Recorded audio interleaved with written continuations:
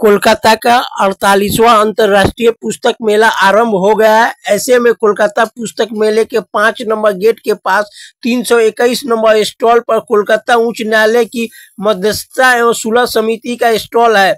इस स्टॉल में प्रतिदिन असंख्य लोग स्टॉल पर आ रहे हैं और मध्यस्थता समिति के सदस्य पुस्तक मेले में आने वाले लोगों को मध्यस्थता के बारे में विस्तार से बता रहे हैं। आइए जानते हैं क्या कहा। এবার 48তম কলকাতা বই মেলায় কলকাতা হাইকোর্টের মিডিয়েশন কমিটির তরফে যে স্টল করা হয়েছে তার মুখ্য উদ্দেশ্য কি? 48তম আন্তর্জাতিক কলকাতা পুস্তক মেলার এই যে স্টল করা হয়েছে কলকাতা হাইকোর্ট মহামান্য কলকাতা হাইকোর্ট মিডিয়েশন কমিটির তরফ থেকে, এটি এবার প্রথমবার নয়। আমরা শুরু করি 2020 সালে। এটা আমাদের 6তম বর্ষ। এর প্রথম এবং প্রধান উদ্দেশ্য হলো মিডিয়েশন বা মধ্যস্থতার যে ধারণা, যে কনসেপ্ট, তা সাধারণ মানুষের মধ্যে ছড়িয়ে দেওয়া।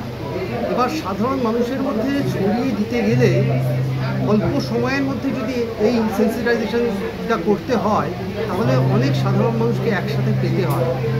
মহানগরী কলকাতায় এরকম অনুষ্ঠান দুর্গাপুজোর ছাড়া আর একটি হয়, সেটি হচ্ছে কলকাতা বুক ফেয়ার, যেখানে এই দুটি সপ্তাহে কয়েক কোটি মানুষকে আমরা এক জায়গায় পাই।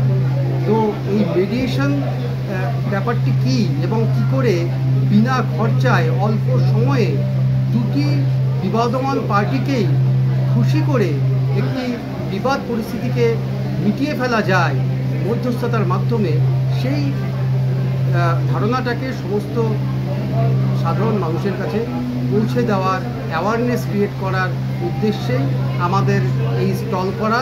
এবং 6তম বর্ষের এই যে স্টল আমরা করেছি, বিগত বছরগুলোর মতো আমরা ভালো রেসপন্স পাচ্ছি। লোকজন আসছেন, তাদের লিগাল প্রবলেম নিয়ে কথা বলছেন, তাদের সমাধানের পথ নিয়ে কথা বলছেন।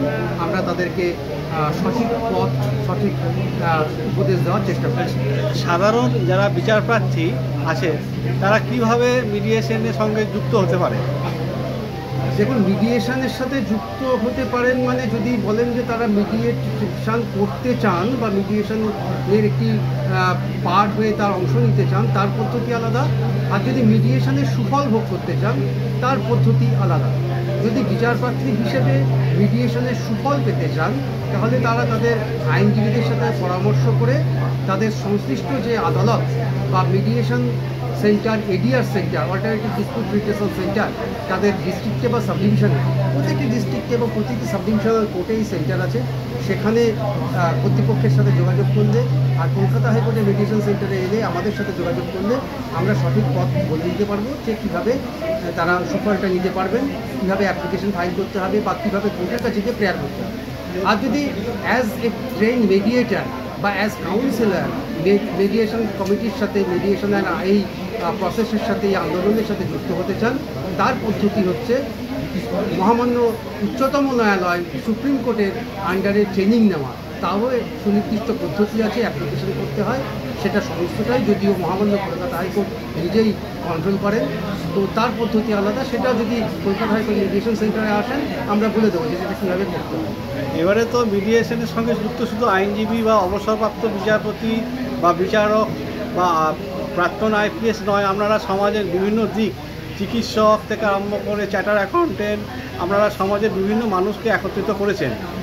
এটা কি সামগ্রিকভাবে মিডিয়েশনের গতিকে বাড়াবার জন্য? দেখুন, আমরা প্রথমেই এটা বোঝাতে চাইছি যে আদালতের যে অ্যাডভার্সারিয়াল সিস্টেম অফ লিটিগেশন বা জাস্টিস ডিসপেন্সেশন প্রসেস, সেখানে একদম আইনের তুল্যমূল্য বিচার করে, কাটাছেঁড়া করে, এভিডেন্স দেখে তার বিচার হয় বা তার মহামান্য আদালত তার রায় দিয়ে থাকে।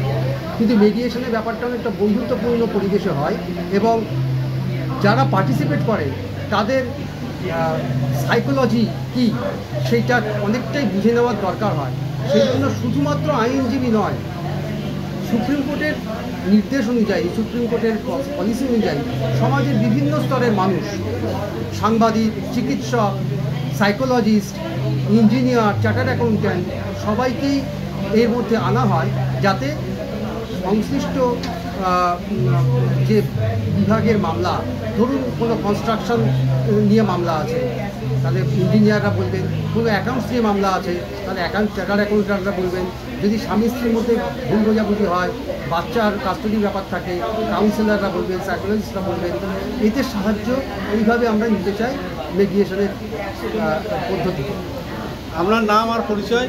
আমি ডক্টর শুভাশিস মুহুরী, আমি মহামান্য কলকাতা হাইকোর্টের মেডিয়েশন সেন্টারের অফিসার ইনচার্জ হিসেবে আপাতত কাজ করছি।